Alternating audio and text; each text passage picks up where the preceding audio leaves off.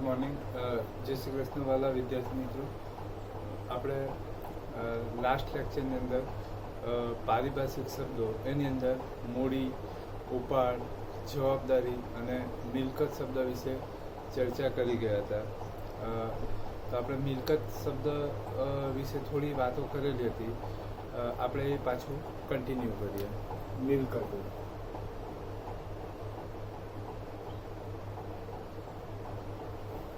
અગાઉ તમને કીધું હતું એ પ્રમાણે કે અત્યારે તમારે લખવાની કોઈ પણ પ્રકારની જરૂરિયાત નથી. અત્યારે ખાસ તમારે વિડીયો ધ્યાનથી જોવાના છે, સાંભળવાના છે, અને નહીં સમજ પડે તો એ મને પૂછવાનું છે. બરાબર છે? આટલું જ કામ કરવાનું છે. જે ચર્ચાઓ થાય છે, જે લખવાનું છે, એ બધું તમને પેમ્પલેટ આપી દેવામાં આવશે, એટલે એની કોઈ ચિંતા કરવાની જરૂરિયાત નથી. આજે અત્યારે આપણે ભણીએ છીએ, હજી પણ ઓછામાં ઓછા 7 થી 8 લેક્ચર જશે. એની અંદર ફક્ત અને ફક્ત કોમર્સ વિષયની માહિતી. અત્યારે જે આપણે ભણીએ છીએ એ બધું અકાઉન્ટિંગ લેંગ્વેજ, એટલે જ્યારે આપણે એને પ્રેક્ટિકલ અકાઉન્ટ લખીશું ત્યારે કઈ વસ્તુને આપણે કયા નામથી બોલાવીશું એ બધા વિષયની અત્યારે ચર્ચાઓ કરીએ છીએ. તો આપણે લાસ્ટ લેક્ચરની અંદર મિલકત શબ્દ પર થોડી વાતો કરેલી હતી. મિલકત એટલે શું? તો આપણે એવું વ્યાખ્યા કરેલી હતી કે ધંધા દ્વારા જુદા જુદા પ્રકારની રકમો ખર્ચ કરવામાં આવતી હોય. આ જે ખર્ચ કરવામાં આવતી રકમોમાંથી જે ખર્ચેલ રકમનો લાભ આપણને 1 કરતાં વધારે વર્ષ માટે મળવાનો હોય એવી ખર્ચેલ રકમને આપણે મિલકતો તરીકે ઓળખીએ. અને જે ખર્ચેલ રકમનો લાભ આપણને 1 કરતાં ઓછા વર્ષ માટે મળવાનો હોય એવી ખર્ચેલ રકમને આપણે ખર્ચ તરીકે ઓળખીએ. બરાબર? આવું આપણે જોઈ ગયા હતા. જુદા જુદા પ્રકારના ઉદાહરણો લીધા હતા.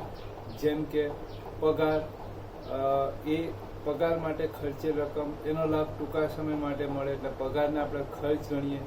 મકાન માટે ખર્ચેલ રકમ, એ મકાન માટે ખર્ચેલ રકમનો લાભ આપણને 1 કરતાં વધારે વર્ષ માટે મળે એટલે એ મકાન છે એને આપણે મિલકત ગણીએ. બરાબર? એટલે આવી રીતના ઘણા બધા એક્ઝામ્પલો આપણે જોયા હતા. હવે એ રીતે આપણે મિલકત શબ્દને ઓળખવાનો પ્રયત્ન કર્યો હતો. હવે આ મિલકતોના પ્રકારો, બરાબર, ખાસ ધ્યાન રાખજો. મિલકતોના પ્રકારો આમ જોવા જઈએ ને તો બેઝિક જે એકાઉન્ટ ખરું ને એ 6 મહિનાની અંદર પતી જાય. પછી જે બધું ભણવાનું છે એમાં બધું જે એનાલિસિસ છે. હવે જ્યારે પણ આગળ કદાચ મેં લેક્ચરમાં વાત કરેલી હતી કે રિસર્ચ મેથોલોજી તમે જ્યારે ભણો, રિસર્ચ કરવાનું હોય અને તે પણ ખાસ કરીને અકાઉન્ટિંગ પર, તો તમારે કોઈ પણ સેક્ટર પર સંશોધન કરવાનું હોય તો એના માટે એનાલિસિસ કમ્પલસરી છે, બેલેન્સ શીટનું. અને બેલેન્સ શીટનું એનાલિસિસ કરવા માટે બેલેન્સ શીટની અંદર 2 ભાગ આવશે પાકા સરળની અંદર. એક મૂડી દેવા અને બીજું મિલકત લેણા. તો મિલકત લેણા બાજુ મિલકતોનું વર્ગીકરણ કરવા માટે અત્યારે જે આપણે ડિસ્કશન કરીએ છીએ એ ખાસ અગત્યનું છે. એટલે બરાબર ધ્યાનથી અને ઇન્ટરેસ્ટથી સાંભળજો. બરાબર? તો આ ખૂબ અગત્યનો ટોપિક છે. મિલકતોના મુખ્ય 2 પ્રકાર પડશે. એક વાસ્તવિક મિલકત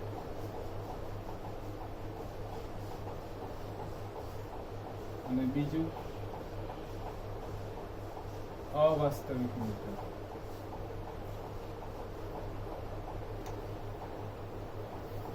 વાસ્તવિક મિલકત અને અવાસ્તવિક મિલકત. વાસ્તવિક મિલકતના પાછા બીજા 2 પ્રકાર પડે છે.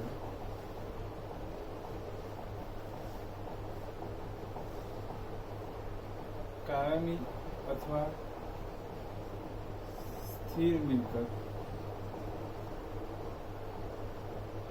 અને ચાલુ મિલકત. હવે કાયમી અથવા સ્થિર મિલકતના પણ આપણે 2 પ્રકાર પાડી શકીએ.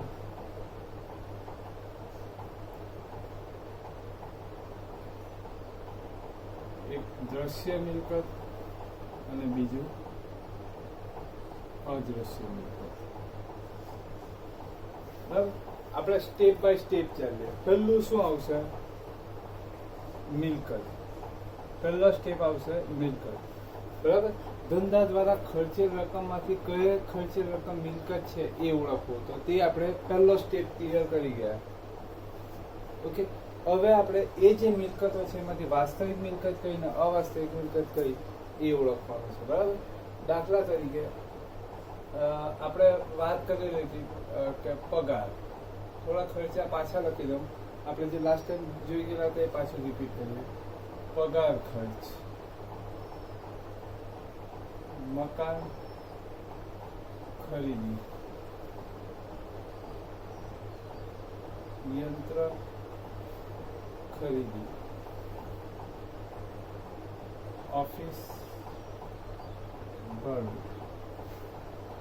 પછી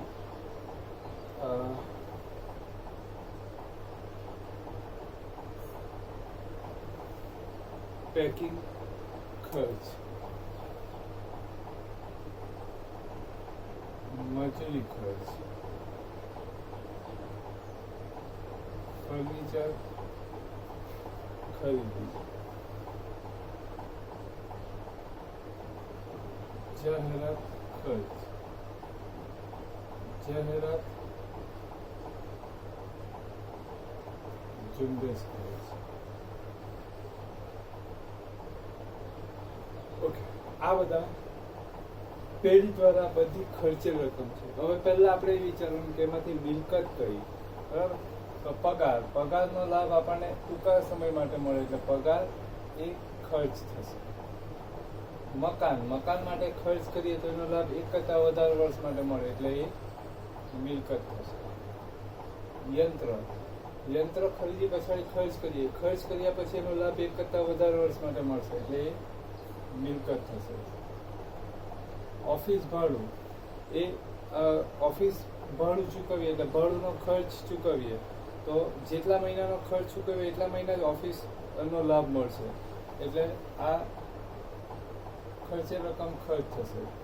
પેકિંગ ખર્ચ એ પણ શું થશે? ખર્ચ થશે કારણ કે એનો લાભ ટૂંકા સમય માટે મળશે. મજૂરી એ પણ ખર્ચ થશે.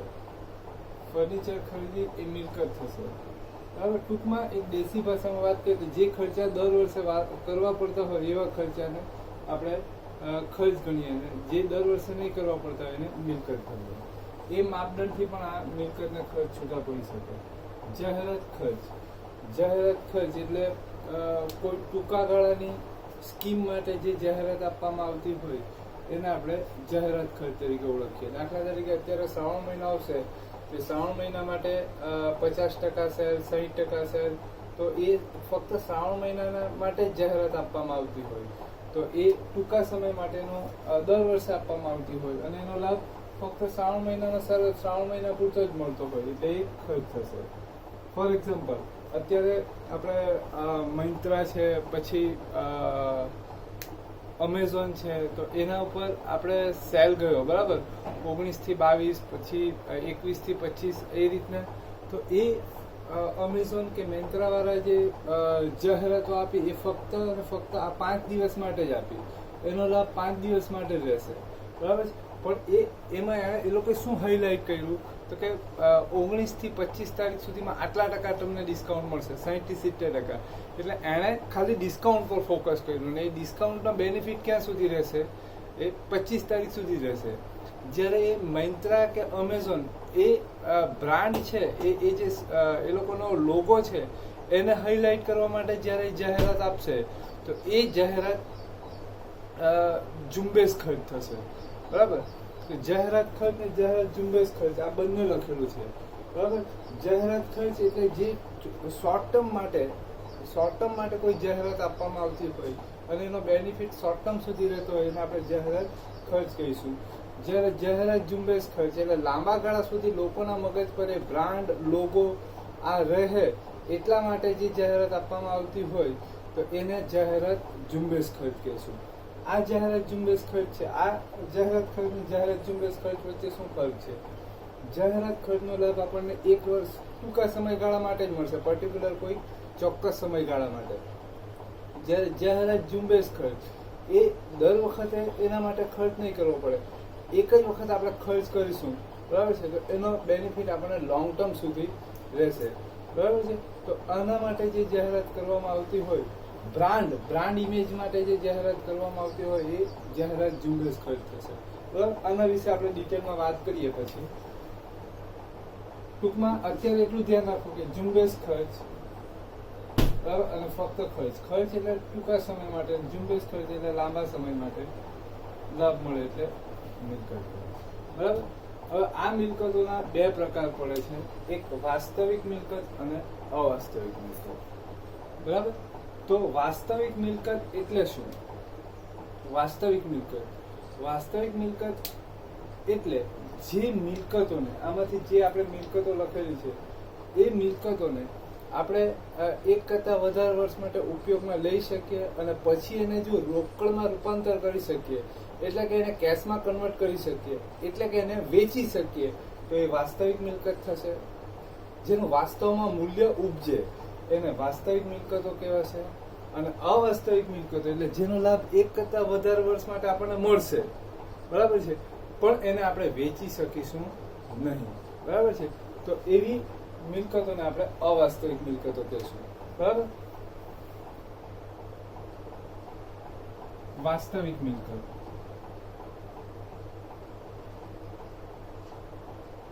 આ બંનેમાં કોમન પોઈન્ટ શું છે? જેનો લાભ એક કરતા વધારે વર્ષ માટે વધુ વર્ષ માટે મળતો હોય, બરાબર, અને જેને વેચી શકાય. બરાબર, અવાસ્તવિક મિલકત એટલે જેનો લાભ એક કરતા વધુ વર્ષ માટે મળતો હોય, બરાબર, પણ જેને વેચી ન શકાય. બરાબર, વાસ્તવિક મિલકત એટલે જેનો લાભ આપણને એક કરતા વધુ વર્ષ માટે મળતો હોય, બરાબર, અને જેને એક કરતા વધુ વર્ષ માટે લાભ લીધા પછી આપણે એને વેચી શકીએ, તો એ વાસ્તવિક મિલકત. અવાસ્તવિક મિલકત એટલે જેનો લાભ એક કરતા વધારે વર્ષ માટે મળતો હોય, એટલે આ કોમન છે બંનેમાં. બરાબર, આ બંનેમાં કોમન છે કે આમાં પણ એક કરતા વધુ વર્ષ માટે લાભ મળે, આમાં પણ એક કરતા વધુ વર્ષ માટે લાભ મળે, પણ આને આપણે વેચી શકીએ, આને આપણે વેચી ન શકીએ. બરાબર, આ એકદમ ડિટેલમાં થયું. હવે દેશી ભાષામાં એટલું યાદ રાખવાનું કે વાસ્તવિક મિલકત એટલે જેને ભવિષ્યમાં આપણે વેચી શકીએ, બરાબર, બજારમાં વેચવા માટે મૂકી શકીએ, તો એ વાસ્તવિક મિલકત. વેચવા ન મૂકી શકીએ તો એ અવાસ્તવિક મિલકત. બરાબર છે. હવે આમાં જે આપણે મિલકતો ગણેલી છે એમાંથી કઈ મિલકતો વાસ્તવિક છે અને કઈ મિલકતો અવાસ્તવિક છે? તો મિત્રો, મિલકતમાં મકાન છે, બરાબર, મકાન, તો તેનો લાભ આપણે એક કરતા વધારે વર્ષ માટે લઈ શકીએ, બરાબર, એટલે મિલકત બની. બરાબર, હવે એને આપણે ભવિષ્યમાં મકાનને વેચી શકીએ, એટલે વાસ્તવિક મિલકત.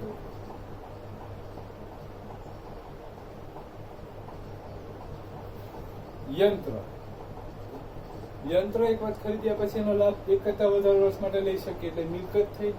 બરાબર, હવે મિલકત થઈ, બરાબર, હવે આને વેચી શકીએ તો વાસ્તવિક, ને ન વેચી શકીએ તો અવાસ્તવિક. તો યંત્રને આપણે વેચી શકીશું એટલે વાસ્તવિક મિલકત. ફર્નિચર, તો એને આપણે એક કરતા વધારે વર્ષ માટે લાભ લઈ શકીએ, એટલે મિલકત થઈ. બરાબર, મિલકત થઈ, એને આપણે ભવિષ્યમાં વેચી શકીએ, એટલે વાસ્તવિક મિલકત થશે. જાહેરાત ઝુંબેશ ખર્ચ, પહેલા આનો અર્થ સમજાવું. બરાબર, જાહેરાત ઝુંબેશ ખર્ચ કેવી રીતના મિલકત બને? બરાબર, જાહેરાત ઝુંબેશ ખર્ચનો અર્થ બરાબર સમજતી વખતે આ બંને વચ્ચેનો ડિફરન્સ પણ આપણને ખ્યાલ આવી જશે.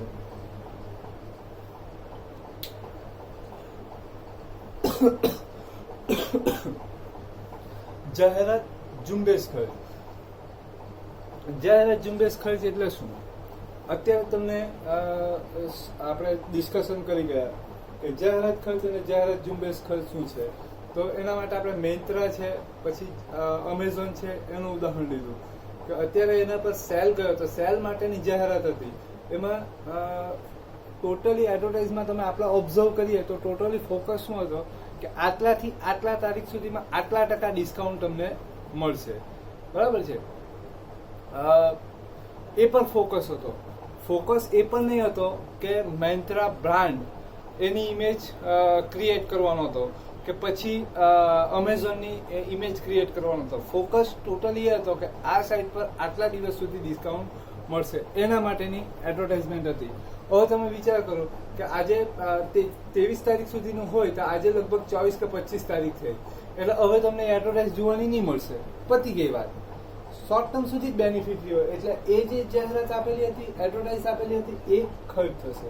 પણ ઝુંબેશ ખર્ચ એટલે બ્રાન્ડ ઇમેજ ઊભી કરવા માટે જે ખર્ચ કરવામાં આવતો હોય એ જાહેરાત ઝુંબેશ ખર્ચ થશે, જેનો બેનિફિટ એક કરતાં વધારે વર્ષ માટે કંપનીને કે પેઢીને કે ધંધાને મળતો રહે.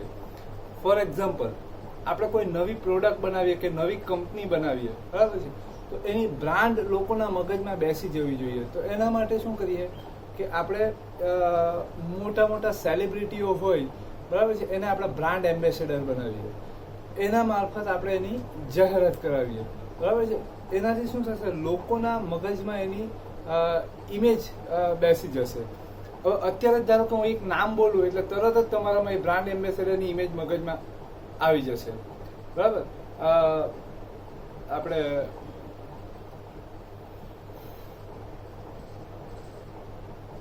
અત્યારે પેલું ક્રિકેટ ટીમ બનાવવાનું ને એ છે,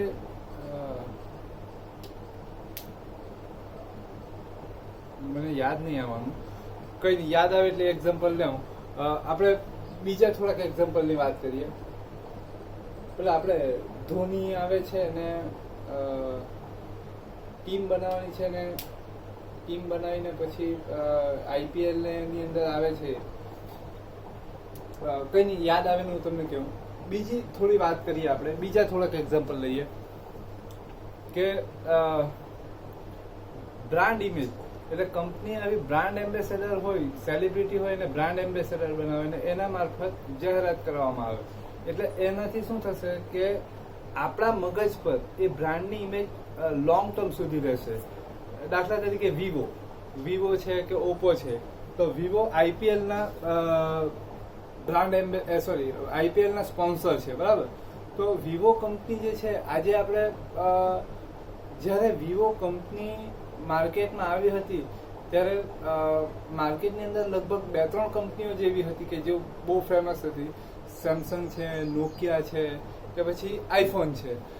પણ વિવો કંપનીએ જ્યારે એન્ટ્રી કરી, ઓપ્પો કંપનીએ એન્ટ્રી કરી, તો એ લોકોને બ્રાન્ડ ઇમેજ ઊભી કરવા માટે એટલા બધા પૈસા ખર્ચી નાખ્યા કે આખી IPL પણ સ્પોન્સર કરી દીધી. હવે આજે આપણે જોઈએ IPL એટલે આપણા મગજમાં તરત જ આવે કે પેલું વિવો VIP બોક્સ, બરાબર છે. ઓપ્પો વાળાએ આખી ટીમની ટી-શર્ટ પર સ્પોન્સરશિપ લીધી, બરાબર. તો આના માટે એ લોકોએ ખર્ચ કર્યો. હવે એ ખર્ચ કર્યો એટલે શું થયું આજે કે આપણને બી થોડું એવું ફીલ થવા માંડ્યું કે નહીં, આ બ્રાન્ડ છે એમ. વિવોને હવે પણ આપણે એક બ્રાન્ડ તરીકે સ્વીકારતા થયા, ઓપ્પોને પણ હવે આપણે બ્રાન્ડ તરીકે સ્વીકારતા થયા, બરાબર. હજી સેમસંગ જેટલી આપણે એને સ્વીકારતા નથી, પણ છતાં પણ જ્યારે આવેલું તે અત્યારની પરિસ્થિતિ જો, તો આજે આપણે સ્વીકારવું પડે કે ભાઈ ઘણું ખરું માર્કેટ એ લોકોએ કેપ્ચર કરી લીધું છે. વિવો છે, ઓપ્પો છે, બરાબર છે. તો આજે સેમસંગને પણ એ ફરજ પડી ગઈ કે એ લોકો એ લોકોની રેન્જમાં, એટલે ઓપ્પો ને વિવો છે એની રેન્જમાં એ લોકો પણ આજે 40, 50, 48 મેગાપિક્સલના કેમેરા એ જ કિંમતોની અંદર 15 થી 20 હજારની વચ્ચે મૂકવાની એ લોકો ફરજ પડી છે, બરાબર. તો આપણે બ્રાન્ડની વાત કરીએ, બ્રાન્ડ ઇમેજ ઊભી કરવા માટે જ્યારે જાહેરાત આપવામાં આવે, બરાબર છે, એટલે બ્રાન્ડ ઇમેજ ઊભી કરવા માટે જે જાહેરાત આપવામાં આવે એને આપણે જાહેરાત ઝુંબેશ ખર્ચ કહીએ. એનો બેનિફિટ આપણને એક કરતાં વધારે વર્ષ માટે મળતો હોય. થોડાક એક્ઝામ્પલ લઈએ. તમારા મોઢામાંથી તરત જ નીકળી આવશે કે આ એમ, બરાબર. જોજો બ્રાન્ડની એની શું વેલ્યુ છે. આજે આપણે ત્યાં કોઈ ધારો કે હોસ્પિટલમાં આપણે કોઈ બીમાર હોય, બરાબર, હોસ્પિટલમાં એડમિટ કરેલા હોય અને ડૉક્ટર એવું કહે કે એક કામ કરજો, આજે સવારથી એને ચા અને બિસ્કિટ આપજો, બરાબર છે. એટલે આપણે હોસ્પિટલમાંથી બિસ્કિટ લેવા જઈએ, ડૉક્ટરે તો માત્ર એટલું જ કીધું છે કે બિસ્કિટ આપજો. તમે કઈ બિસ્કિટ લાવશો? તો બધાના મોઢામાંથી એક વાત મોઢામાં આવી ગયા છે, પાર્લેજી, બરાબર. ડૉક્ટરે એવું તો પ્રિસ્ક્રાઇબ કર્યું જ નથી કે પાર્લેજી લાવજો, છતાં પણ આપણે શું લાવીશું? પાર્લેજી જ લાવીશું, બરાબર છે. 90% લોકો પાર્લેજી જ લાવશે, બરાબર છે. કોઈ હાઇડ એન્ડ સીક લાવશે કે કોઈ બોનબોન લાવશે કે કોઈ ડાર્ક ફેન્ટાસી લાવશે, એવું નહીં થશે. ચા અને બિસ્કિટ આપવા કીધું એટલે પહેલી પાર્લેજી જ લાવશે, બરાબર છે. આ શું છે? જાહેરાતની ઇફેક્ટ છે, એની બ્રાન્ડ છે, પાર્લે બ્રાન્ડ છે. આજે પાર્લે બ્રાન્ડ પાર્લેજીથી ઓળખાય, બરાબર. તો તમે વિચાર કરો કે જ્યારે પાર્લેજી કંપની જ્યારે એની પાર્લેજી બિસ્કિટ લોન્ચ કરી હશે ત્યારે આટલી ફેમસ નહીં હતી, બરાબર છે. એણે એક કેમ્પેનિંગ કરેલું હશે, જ્યારે લોન્ચ થયેલી હશે ત્યારે એમણે કેમ્પેનિંગ કરેલું હશે અને કેટલો કરોડો રૂપિયા એની પછાડી નાખી દીધેલા હશે. અને તે વખતે મને એવો ખ્યાલ છે કે બહુ જાજી ચેનલ પણ નહીં આવતી હતી, એક મોટે ભાગે દૂરદર્શન જ હતું. અને પછી ઝી ટીવી ને સોની, આ 2-3 ચેનલો આવેલી હતી. તો એ દૂરદર્શન પર 5 મિનિટનો બ્રેક આવે એટલે 2-3 વખત તો પાર્લેજીની એડવર્ટાઇઝ આવે, ને એ એડવર્ટાઇઝ આવે એટલે આજે પણ અમને પેલું છોકરું દેખાય એમ, બરાબર છે.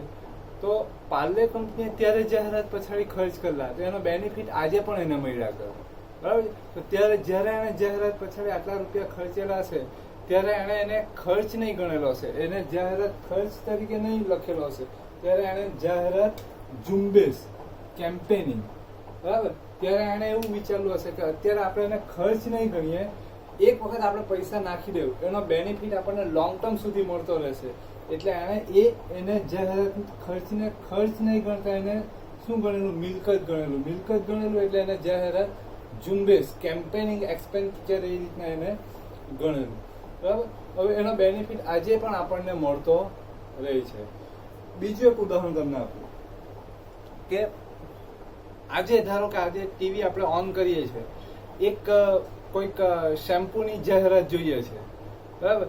શેમ્પૂની જાહેરાત જોઈ છે આપણે, શેમ્પૂ આજે આપણને જરૂરિયાત નથી એટલે આપણે ખરીદતા નથી, બરાબર. જાહેરાત જોઈ છે, એમાં આપણો મનગમતો કોઈ સેલિબ્રિટી હોય, માની લો કે સલમાન ખાન હોય કે પછી અક્ષય કુમાર હોય કે પછી કોઈ ક્રિકેટર હોય તો કોહલી હોય કે ધોની હોય કે વોટ એવર, કોઈ પણ આપણા મનગમતા આપણે સેલિબ્રિટીને એમાં આપણે જોઈએ છે. હવે આપણે અત્યારે શેમ્પૂ ખરીદવાની કોઈ જરૂરિયાત છે નહીં. 3 વર્ષ પછી આપણે માર્કેટમાં આપણને શેમ્પૂની જરૂરિયાત છે, તો 3 વર્ષ પછી આપણે માર્કેટમાં જઈએ છીએ. માર્કેટમાં જઈએ છીએ ને આપણે શેમ્પૂ માટે આપણે ઓફર કરીએ છીએ દુકાનમાં કહીને કે ભાઈ મારે શેમ્પૂ જોઈએ છે, બરાબર છે. હવે એ દુકાનની અંદર 2 ટાઈપના શેમ્પૂ અવેલેબલ હોય. એક જેની આપણે જાહેરાત જોઈ છે એ, બરાબર, 3 વર્ષ પહેલા જે જાહેરાત જોઈ છે એ શેમ્પૂ, બરાબર. અને બીજું એક છે આયુર્વેદિક શેમ્પૂ, બરાબર. હવે આ 2 આપણી પાસે ઓપ્શન છે, બરાબર. જે જાહેરાત જોઈ છે એ શેમ્પૂના પાઉચની કિંમત 3 રૂપિયા છે અને જે આયુર્વેદિક શેમ્પૂ છે એની કિંમત કેટલા રૂપિયા છે? 2 રૂપિયા છે, બરાબર. ફરી પાછું જે જાહેરાત જોઈ છે એની કિંમત 3 રૂપિયા છે, જે જાહેરાત નથી જોઈ અને આયુર્વેદિક છે એની કિંમત 2 રૂપિયા છે. હવે આપણે કમ્પેરિઝન કરીએ ગુણવત્તાની, બરાબર. તો આયુર્વેદિક શેમ્પૂ છે એની ગુણવત્તા સારી છે, બરાબર. એ આપણા વાળ માટે ખૂબ સરસ છે. જે જાહેરાત જોઈ છે એ કેમિકલ વાળું શેમ્પૂ છે, એનાથી કદાચ આપણા વાળને નુકસાન થઈ પણ શકે, બરાબર છે. અને ઇન શોર્ટ ગુણવત્તાની દ્રષ્ટિએ ક્વોલિટીના હિસાબે આયુર્વેદિક શેમ્પૂની ક્વોલિટી સારી છે કમ્પેર ટુ એડવર્ટાઇઝ વાળું જે શેમ્પૂ છે એની કમ્પેરિઝનમાં. હવે આપણી પાસે 2 ઓપ્શન છે, પેલું 3 રૂપિયાનું છે અને પેલું 2 રૂપિયાનું છે, બરાબર. હવે આપણે કયું લેશું? આપણી સાયકોલોજી પ્રમાણે વિચારીએ તો આપણે 2 માંથી સિલેક્ટ કરવાનું હોય તો આપણે કયું લેશું? તો બંને મૂકેલા હોય ને ત્યારે આપણને પેલું દેખાય, પેલી એડવર્ટાઇઝ કે 3 વર્ષ પહેલા મેં જોયેલું આ શેમ્પૂ જે છે, બરાબર, 3 રૂપિયા વાળું, તેમાં તો આપણો મનગમતો સેલિબ્રિટી હતો એટલે ધોની હતો, બરાબર, કે કોહલી હતો, કે પછી રોહિત શર્મા હતો, કે પછી શાહરુખ ખાન હતો, કે સલમાન ખાન હતો, કે અક્ષય કુમાર હતો, બરાબર, કે પછી આ હિરોઈન હતી, બરાબર. આપણે એ રીતનું તરત જ આપણા માઇન્ડમાં આવી જશે. માઇન્ડમાં આવી જશે એટલે આપણા મગજમાં બીજો તરત વિચાર આવશે કે આ લોકો આવે છે એટલે આ વસ્તુ સ્ટાન્ડર્ડ છે, બરાબર, સ્ટાન્ડર્ડ છે. ભલે ₹1 વધારે જાય તો કંઈ નહીં, એટલે આયુર્વેદિક શેમ્પૂને આપણે સાઈડ કરી દઈશું અને પેલું શેમ્પૂ આપણે લઈ લઈશું, બરાબર. તો હવે આપણે એને વિચારીએ તો આ કંપનીએ જાહેરાત ક્યારે આપેલી? 3 વર્ષ પહેલા, બરાબર છે. તો એની ઇફેક્ટ ક્યારે મળી? એને 3 વર્ષ પછી. હવે તો કેટલા કસ્ટમર હશે, બરાબર. આ તો આપણે ખાલી આપણી એક વાત કરી, એવા તો કેટલા કસ્ટમર હશે કે જે આ બાબતને ધ્યાનમાં લઈને વર્ષો સુધી આ બ્રાન્ડ પસંદ કરતા રહેશે. લોકોના મગજમાં એની છાપ રહેશે, ઇમેજ એની રહેશે કે જ્યારે લેવા જશે ત્યારે એની પેલી એડવર્ટાઇઝ દેખાશે, બરાબર છે. આજે આપણે બાયજુ એમ કહીએ એટલે તરત જ આપણને પર શાહરુખ ખાન દેખાય, બરાબર છે. એટલે એ રીતના કેટલીઓ બધી બ્રાન્ડ, બરાબર. રેમન્ડ એમ કહીએ એટલે આપણે જેમ્સ બોન્ડ દેખાય, બરાબર. તરત જ 007 એવું આપણે કહી દઈએ. તો આ કેમ્પેનિંગ છે. તો આ બધી કંપનીઓ જે ખર્ચ કરે છે, બરાબર છે, એ ખર્ચનો બેનિફિટ એને 1 કરતાં વધારે વર્ષ માટે મળતો રહે છે, બરાબર છે. આપણે જીઓ એમ બોલીએ એટલે તમને લાલ, ભૂરા ને ગ્રીન એ બધામાં પેલો જીઓ લખેલું એવું દેખાય ગોળ ગોળ રાઉન્ડની અંદર, બરાબર છે. તો તમે વિચાર કરો કે આ આપણા મોઢે ચડાવવા માટે જે ખર્ચ કરવામાં આવતો હોય, બરાબર છે, એ જાહેરાત ઝુંબેશ ખર્ચ છે. હવે તમે જો કે જીઓની જાહેરાત નહીં આપવી પડે, જાહેરાત બહુ ઓછી જોવાની મળે રિલાયન્સ જીઓની, બરાબર, છતાં પણ ચાલ્યા જ કરે એમ, બરાબર છે. કારણ કે એક વખત એણે લોકોના મગજમાં વાત બેસાડી દીધી ને એની પછાડી એ લોકોએ કેમ્પેનિંગ કર્યું, જોરદાર કેમ્પેનિંગ કર્યું. તો ત્યારે એ લોકો એવું નહીં વિચાર્યું કે આ તો બહુ બધો ખર્ચ થઈ જશે, બરાબર. જ્યારે કોઈ સેલિબ્રિટીને એ લોકો બ્રાન્ડ એમ્બેસેડર બનાવે તો ત્યારે એની સાથે કરોડોમાં કોન્ટ્રાક્ટ થતો હોય, તો એને કરોડો રૂપિયા કંપની આપવા પડતા હોય. તો ત્યારે કંપની એ લોકોને જ્યારે કરોડો રૂપિયા આપે તો એ કરોડો રૂપિયા આપેલા એને એ લોકો ખર્ચ નહીં ગણે, એને એ લોકો ખર્ચ નહીં ગણે, બરાબર. એ લોકો એવું વિચારે કે એક વખત નાખી દેવું પૈસા, બેનિફિટ આપણને લોંગ ટર્મ સુધી મળતો રહેશે. એટલે આને આપણે બેનિફિટ લોંગ ટર્મ સુધી મળતો રહેશે એટલે એને આપણે ખર્ચ તરીકે નહીં જોઈએ, એને આપણે અસેટ, મિલકત તરીકે જોઈશું, બરાબર. અને એનો બેનિફિટ આપણને લોંગ ટર્મ સુધી મળતો જ રહે. એક પ્રેક્ટિકલ તમને ઉદાહરણ આપ્યું, બરાબર છે. તો એ જાહેરાત ઝુંબેશ ખર્ચ, બરાબર, જેનો બેનિફિટ 1 કરતાં વધારે વર્ષ માટે મળતો રહે. હવે મળતો રહે, લાભ મળ્યો 1 કરતાં વધારે વર્ષ માટે, પણ એ જ જાહેરાતને વેચવી હોય 5 વર્ષ પછી તો વેચી શકાય? 5 વર્ષ લાભ લીધા પછી વેચી શકાય? નહીં વેચી શકાય. એટલે જાહેરાત ઝુંબેશ ખર્ચ શું થશે? અવાસ્તવિક મિલકત થશે, બરાબર છે.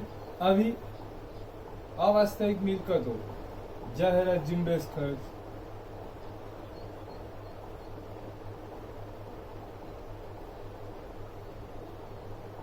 શેર, ડિબેન્ચર બહાર પાડવાનો ખર્ચ,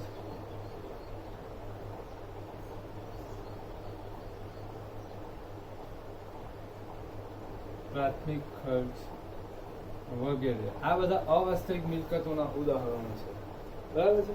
જાહેરાત ઝુંબેશ ખર્ચ વિશે સમજાયું. શેર ડિબેન્ચર બહાર પાડવાનો ખર્ચ, શેર ડિબેન્ચર બહાર પાડવા, આ બાબત પર આપણે પછી ડિસ્કશન કરીશું.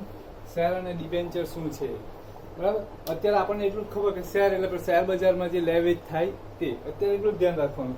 ડિબેન્ચર એટલે એ પણ એક પ્રકારનું શેર જેવું જ, બરાબર, અલગ છે. બે વચ્ચે શું ફરક છે એ પછી આપણે ડિસ્કશન કરીશું. અત્યારે ઇમ્પોર્ટન્ટ આ નથી, અત્યારે ઇમ્પોર્ટન્ટ આ છે. તો શેર ડિબેન્ચર બહાર પાડવાનો ખર્ચ, શેર ડિબેન્ચર કંપની જ્યારે શેર કે ડિબેન્ચર બહાર પાડે, અત્યારે તમે છેલ્લા 10-15 દિવસની અંદર જોયું હોય તો રિલાયન્સે રાઇટ ઇસ્યુ એટલે હકના શેરો બહાર પાડેલા હતા. તો એના માટે રોજે રોજ પેપર પર, ન્યૂઝ ચેનલો પર, ખાસ કરીને CNBC પર વારંવાર આપણને જાહેરાત જોવાની મળી. રોજ સવારે પેપર ખોલીએ, ત્રીજું પાનું ખોલીએ એટલે રિલાયન્સ ઇન્ડસ્ટ્રીનું જ આવી ગયેલું હોય રાઇટ ઇસ્યુનું, બરાબર. તો એ શેર બહાર પાડવાનો ખર્ચ થાય. તો તમે વિચાર, કંપની જ્યારે શેર બહાર પાડે, હવે આ જાહેરાત જોઈને જ્યારે લોકો એ શેર ખરીદશે તો એ ખરીદીના પૈસા જ્યારે કંપનીને મળશે તો એ પૈસા કંપની એના માટે એટલે કંપની માટે એ બહુ ઘણા વર્ષો સુધી એનો વાપરી શકશે, બરાબર, ઘણા વર્ષો સુધી એ વાપરી શકશે, એટલે એનો બેનિફિટ લોંગ ટર્મ સુધી એને મળતો રહેશે. એટલે શેર ડિબેન્ચર બહાર પાડવાનો ખર્ચ એ એક કરતાં વધારે વર્ષ માટે લાભો મળશે, એટલે એ ખર્ચ મટીને શું બનશે? મિલકત બનશે. પણ એ 5, 10, 15, 50 વર્ષ પછી એને વેચવું હોય તો વેચાશે નહીં, એટલે એ અવાસ્તવિક મિલકત બનશે. પ્રાથમિક ખર્ચ એટલે ધંધો શરૂ કરતી વખતે લાયસન્સ કે આ કે તે જે બેઝિક ખર્ચ કરવો પડતો હોય તે એક વખત આપણે ધંધો શરૂ કરવા માટે ખર્ચ કરીએ, બરાબર છે, પછી જ્યાં સુધી ધંધો બંધ નહીં થાય ત્યાં સુધી એ ખર્ચ પાછો નહીં કરવો પડે, એટલે એનો લાભ એક કરતાં વધારે વર્ષ માટે આપણને મળશે. લાભ લીધા પછી એક કરતાં વધારે વર્ષ માટે લાભ લીધા પછી એને આપણે વેચી નહીં શકીશું, એટલે એ અવાસ્તવિક મિલકત બનશે, બરાબર છે. એટલે આ રીતે થઈ વાસ્તવિક મિલકત અને અવાસ્તવિક મિલકત, બરાબર. ફરી પાછું, વાસ્તવિક મિલકત એટલે જેનો લાભ એક કરતાં વધુ વર્ષ માટે આપણે લઈ શકીએ અને એને વેચી શકીએ, તે વાસ્તવિક. અવાસ્તવિક મિલકત એટલે જેનો લાભ એક કરતાં વધુ વર્ષ માટે લઈ શકીએ પણ વેચી ન શકીએ, એ અવાસ્તવિક મિલકત. અવાસ્તવિક મિલકતોના આ ઉદાહરણો છે, બરાબર. જાહેરાત ઝુંબેશ ખર્ચ, શેર ડિબેન્ચર બહાર પાડવાનો ખર્ચ, પ્રાથમિક ખર્ચ વગેરે, બરાબર. જાહેરાત ખર્ચ અને જાહેરાત ઝુંબેશ ખર્ચ વિશે તમને ખ્યાલ આવી ગયો હશે. જો નહીં આવ્યો હોય તો ગ્રુપ પર મને મેસેજ લખી દેજો કે સર હજી નથી ખ્યાલ આવ્યો આમાં, બરાબર. જાહેરાત ખર્ચ અને જાહેરાત ઝુંબેશ ખર્ચ, બરાબર. તો આપણે અહીંયા પહોંચ્યા છે વાસ્તવિક અને અવાસ્તવિક. આવતીકાલે આપણે કાયમી મિલકત અને ચાલુ મિલકત, પછી દ્રશ્ય અને અદ્રશ્ય વિશે વાત કરીશું, બરાબર છે. આ બધું તમારી જાણકારી માટે છે, કારણ કે 11મા ધોરણમાં ઘણા વિદ્યાર્થીઓ શું કરતા હોય કે આ જે બધી વસ્તુઓ છે ને ડેફિનેશન ચોપડીમાંથી મોડે કરી દેતા હોય, બરાબર છે, પણ એને ઓળખવાનો પ્રયત્ન નહીં કરતા હોય. ડેફિનેશન મોડે કરી દેતા હોય એટલે કામ પતી જતું હોય. એટલે બીજી વસ્તુ કે આ બધું જે ડેફિનેશનો છે એ 11મા ધોરણની અંદર આવવાનું જ નથી તમારે, બરાબર. આ તો આપણે આગળનું જે છે, આગળ જે ભણવામાં સરળતા રહે એટલા માટે આ એક કોમર્સ વિશેનું નોલેજ તમારું બ્રોડ કરવા માટેનું આ એનાલિસિસ છે એમ, બરાબર છે. આની જરૂરિયાત પડવાની જ છે. 11મા ધોરણની અંદર નથી પડવાની, પણ આગળ જતા ડગલે ને પગલે આની જરૂરિયાત પડવાની છે, બરાબર. કારણ કે ઘણા છોકરાઓ બીકોમમાં ભણતા હોય પણ છતાં એને ખબર જ ન હોય કે અવાસ્તવિક મિલકતને આપણે ઓળખવી કેવી રીતના, વાસ્તવિક મિલકતને ઓળખવી કેવી રીતના. જ્યારે તમે કંપની એટલે મોટી મોટી કંપનીઓના જ્યારે તમે હિસાબો બનાવશો, ટીવાય બીકોમ સુધીમાં તમે એ પણ બનાવતા શીખી જશો. તો એ બનાવતા જ્યારે શીખશો ત્યારે મિલકતોનું વર્ગીકરણ મોસ્ટ ઇમ્પોર્ટન્ટ રહેશે એના, બરાબર છે. કી રહેશે. આ એકદમ સિમ્પલ લેંગ્વેજમાં કી આપી દીધી તમને, બરાબર. તો કાલે ફરી પાછો આપણે કાયમી મિલકત, ચાલુ મિલકત એના વિશે વાત કરીશું, બરાબર. Thank you very much. જય શ્રી કૃષ્ણ.